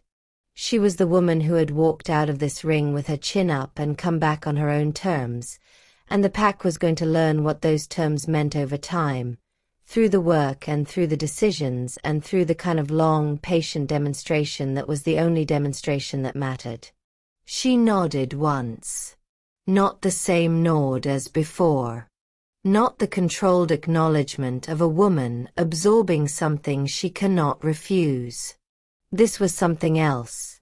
A beginning, a commitment, a statement made to 500 wolves and to herself and to the person inside her who was going to inherit whatever she built here. "I am here," the nod said. "And I intend to stay." Selim crossed the ring to where she was standing. He stopped beside her. Not in front of her, not behind her. Beside. She looked up at him. He looked down at her. The bond between them was warm and certain, and no longer something either of them was pretending was something else. "Well," she said quietly.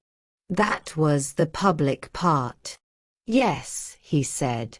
"The rest is going to take longer." "I know," he said. "Barrack's 3 votes," she said. "I have meetings with 2 of them next week," he said. "The 3rd is Barrack himself. That one is going to take considerably longer." "Then we start with the 2, she said. He looked at her with the expression she had learned.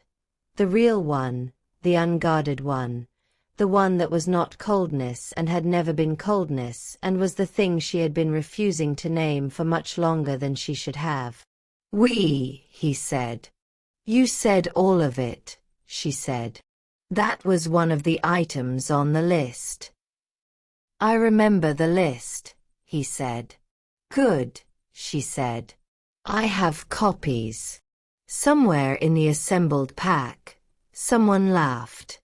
Just one person. A quiet, genuine laugh, surprised out of them by the exchange, and it spread slightly before it subsided, and the quality of the ring shifted again into something warmer. Celine looked at the 500 wolves of Ashvale. Her pack, her territory, her archive, her work, and felt where she was with a completeness that she had not felt anywhere in 23 years of being the girl who did not quite fit. She fit now. Not because she had changed. Because the context had. 3 days after the winter solstice, Elder Barrack requested a private meeting. Not with Selim. With Celine. She read the request twice, standing in the archive with the morning light coming in through the east window, and then she put it on the table and sat in the chair with the good light and thought about it with the same focused patience she gave to difficult archival problems. She had expected this. Or something like this. Barrack was not a man who conceded through silence. He would need to say something, to register his position directly, to conduct whatever internal recalibration he was doing in the form of a conversation that he controlled the terms of. She was not afraid of it. She sent a response. Wednesday at 11. The archive. He came precisely at 11. He was older than she had registered from across the council table. Mid-60s, silver-haired, with the particular quality of a man who had been competent for a very long time and had learned to wear competence as a kind of armor. He carried himself with the settled authority of someone accustomed to being the most informed person in any given room. He sat across from her at the archive table. He looked at the room, the shelves, the organized records, the 1992 collection in its corrected order. With the expression of a man noting details he would have been better served noting earlier. "I wanted to speak with you directly," he said. "I know," she said. "I am here. You understand that my concerns about the appointment were not personal." "I understand that is how you have framed them," she said. "I am not certain it is entirely accurate." He looked at her. Not with hostility, with a reassessment. "You are more direct than I expected," he said. "People who have been invisible for a long time often are," she said. "When they finally stop." He was quiet for a moment. "The territorial work," he said. "I was not aware of the full scope of it. Before the review." "I know," she said. "That was the point." A pause. "Not deliberately. I was not trying to build a case. I was doing the work because it needed doing. But the result is the same. You built an argument against me on incomplete information. The review provided the complete information. Yes, he said. He did not seem to enjoy this admission, but he made it cleanly. I was also. He paused, and she recognized in the pause the particular quality of a person who is accustomed to not finishing certain sentences and is deciding to finish this one. I was operating under an assumption about the nature of the bond that I have been reconsidering. What assumption? She said. That it could be managed, he said, as a political variable. Suppressed, redirected, made convenient. He looked at the table. I gave the alpha words to use in the ring based on that assumption. I believed the PAC's perception of the bond was its primary structural support, and that removing the perception would. He stopped. I was wrong about the mechanism. And I was wrong to use him as a tool in the management of it without. Another pause. Without being fully transparent about what I was asking him to do. Celine looked at him. He told me, she said. In the back lane in Verith. He told me exactly what you said and exactly what words you gave him and what the theory was. Barrick met her eyes. And I understood that you had been managing him for 4 years and had started believing the management was the same as leadership, she said carefully. I do not think you are a bad man. I think you are a man who has been doing a job that needed doing, and who stopped distinguishing between the job and the authority. The archive was very quiet. That is an accurate description, Barrick said, after a moment. I know, she said. I read the founding charter. The archivist's role has a specific provision about the relationship between administrative authority and alpha leadership. It was written in because the first alpha had the same problem with his first council elder. She paused. The provision says the archivist is responsible for flagging when the formal record diverges from the actual event. It is in the job description. He looked at her. You are telling me, he said slowly, that flagging administrative overreach is part of your formal role. It is in the 1952 charter, she said. I imagine it has not been exercised in some time, given that the position has been vacant for 32 years. But it is there. A pause. I intend to do the full job. Barrick was quiet for a long moment. You are going to be a significant complication, he said. Probably, she said. I prefer the word rigorous. Something moved in his expression. Not a smile. He was not a smiling man, she was beginning to understand. But a shift toward something that was, possibly, a form of respect finding its footing. The 3 council members, he said. My votes. Yes, she said. I cannot speak for them, he said.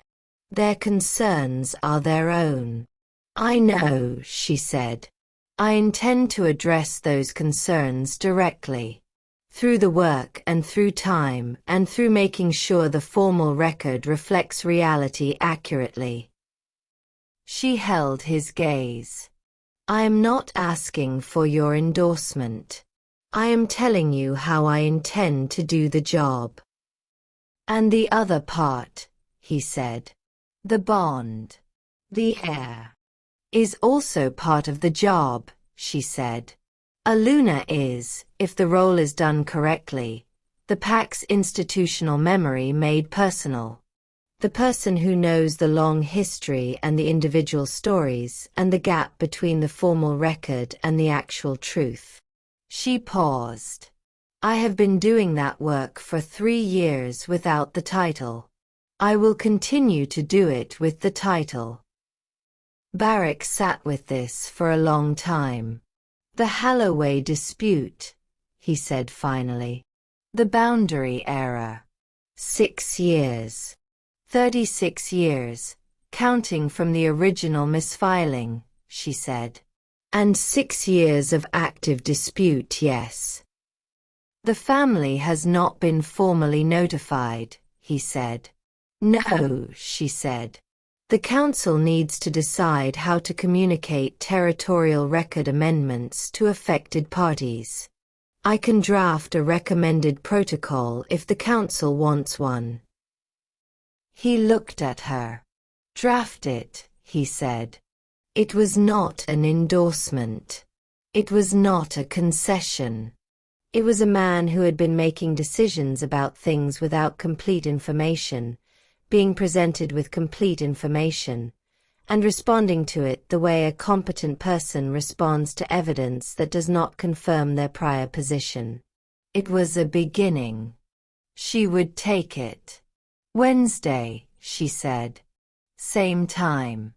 I have the Eastern Boundary Secondary Collection ready for review. There are 11 files from 1992 that have implications for current territorial claims. I would like a council member present for the review documentation." She paused. "You know the most about the territorial history from that period. Your presence would be useful." He looked at her for a long moment. "Wednesday," he said. He left. Celine sat in the archive alone and let the morning be quiet around her, and thought about long games and patience and the particular satisfaction of work that was moving in the right direction. Then she pulled out the Holloway Boundary Amendment Protocol and started drafting. It was good work. It had always been good work. She was going to keep doing it. She was 32 weeks along when she found the last file. It had been in the deepest section of the secondary collection, a box so old it had partially deteriorated, stored behind the 1992 flagged files, dated 1967, labeled in a hand she did not recognize as anything from the current administrative structure. She had not known it was there.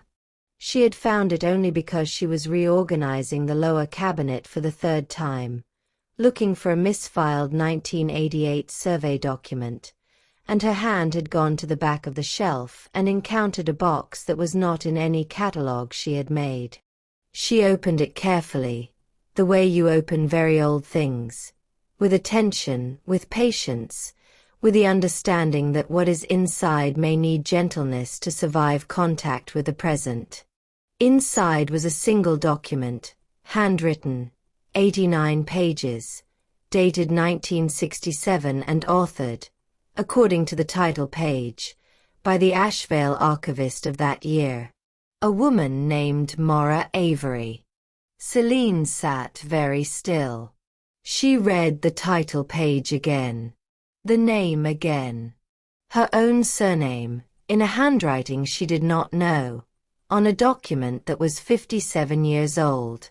She turned the first page. The document was a comprehensive survey of Ashevale Pack territory, boundaries, resources, water rights, historical claims, conducted in the aftermath of the 1965 border war with a neighboring territory. It was, she understood within the first 10 pages, the foundational document for almost every territorial claim the pack currently held. The surveys she had been correcting for 3 years were corrections to copies of this original, and the reason so many of them had introduced errors was that no one had gone back to the primary source in decades. The primary source had been in the bottom of the lower cabinet. Waiting. She sat with the document for a long time. She thought about names and inheritance and the particular recursive quality of work that passes through time. The way a woman in 1967 had done this same work, in this same archive, building the foundation that 57 years of subsequent archivists had been working from without knowing it. She thought about her mother. About a human woman who had died when Celine was 4, whose name she carried, who had been mid-rank and ordinary and had not left her daughter much except the name and whatever particular quality of patient attention Celine had always assumed was just herself. She thought about the child who was going to need a name. She put her hand on her stomach and sat with the 1967 survey and the lamplight and the morning coming in through the east window, and she felt the weight of what she was holding with the reverence it deserved. This was the real work. Not the corrections to the copies, the recovery of the original. The thing underneath all the surface misfiling and the decades of compounding errors, the ground truth that had been buried under 30 years of inadequate maintenance, waiting for someone with the patience and the expertise to find it. She had found it. She was going to restore it. Selim arrived for the Tuesday morning archive session at 7:43.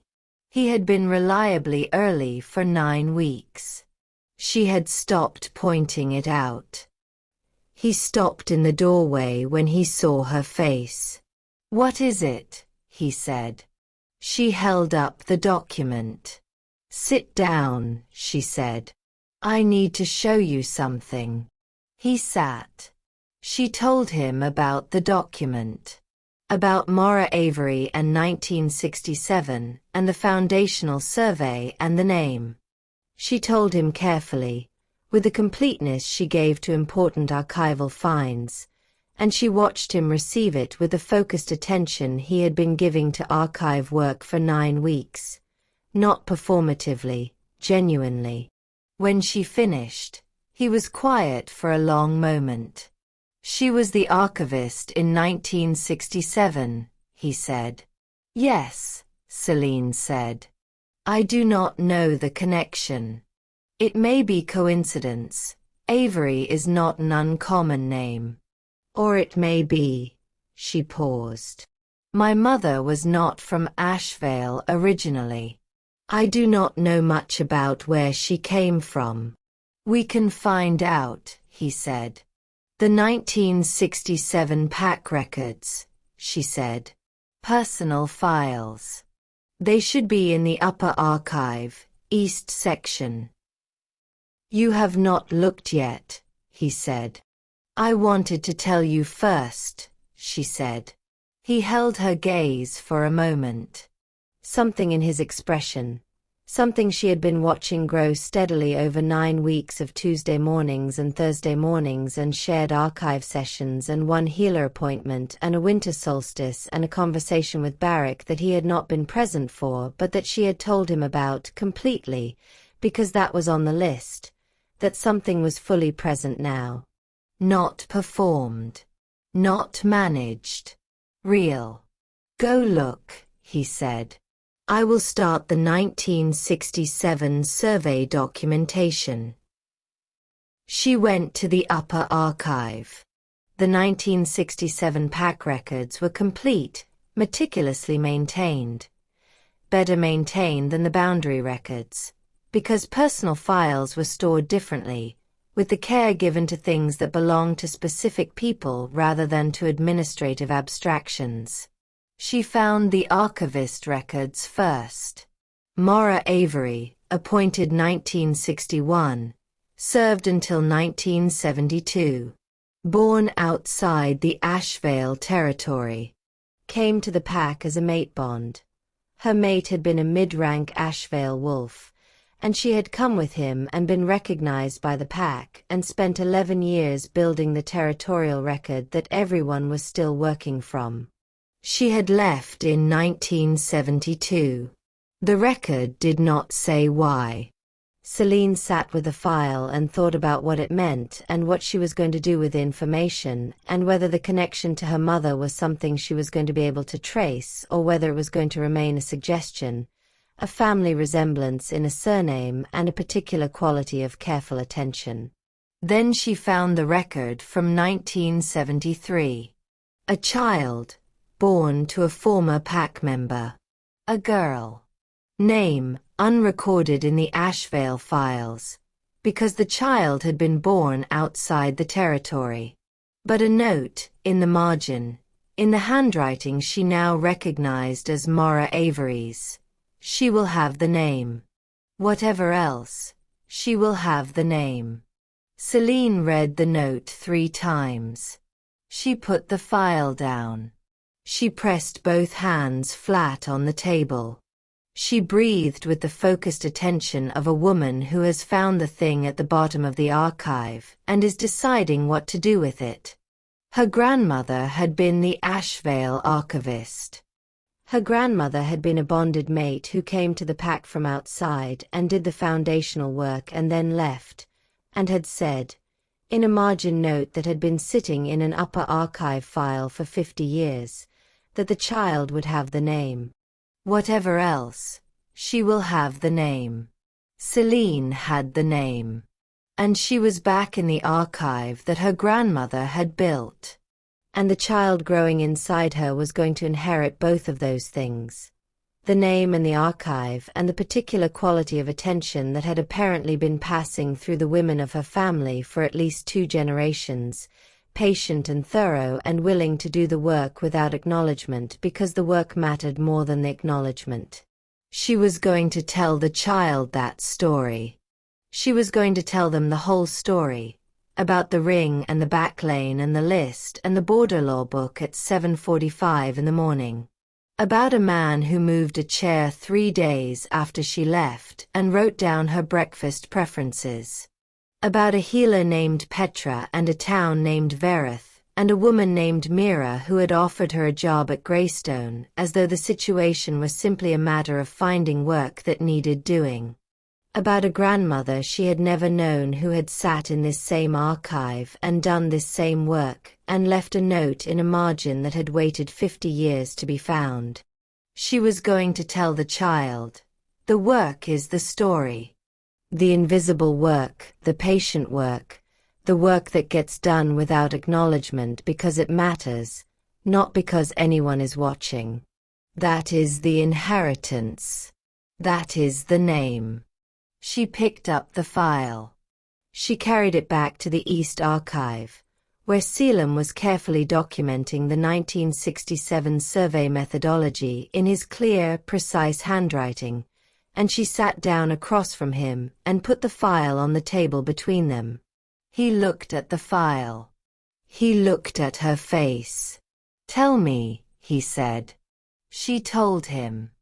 And in the East Archive, in the morning light, with 50 years of family history on the table between them, and the bond warm and certain, and the work continuing as it always continued because it always needed to be done, they sat together and read the margin note that had been waiting. She will have the name. Whatever else, she will have the name. Whatever else. This was the whatever else.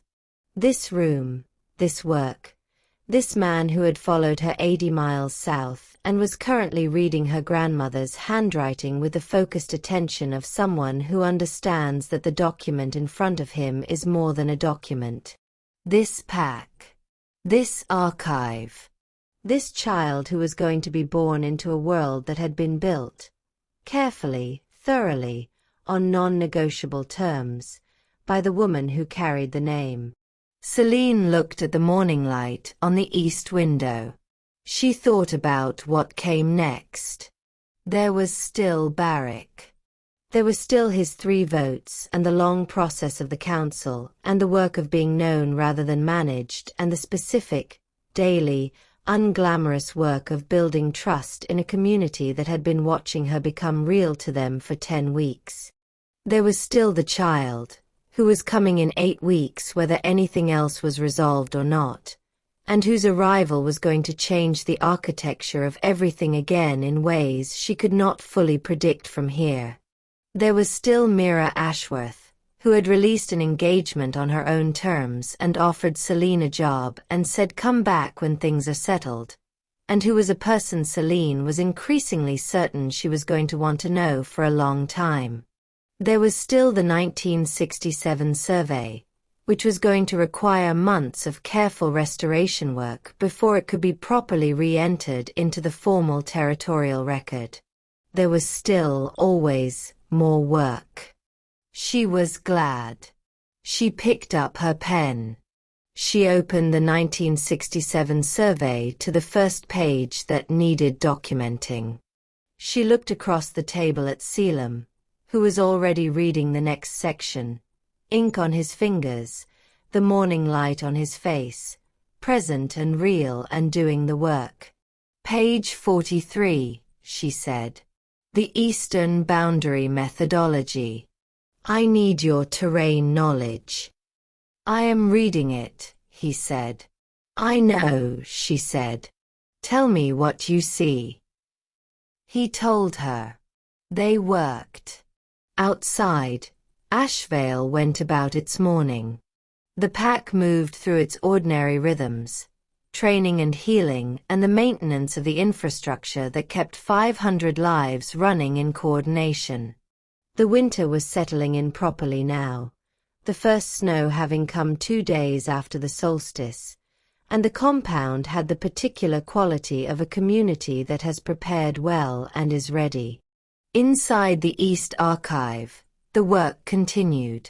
It would continue tomorrow, and the day after, and through the winter and into the spring and beyond that, because the work always continued when you were the person who kept the record, and Celine was that person.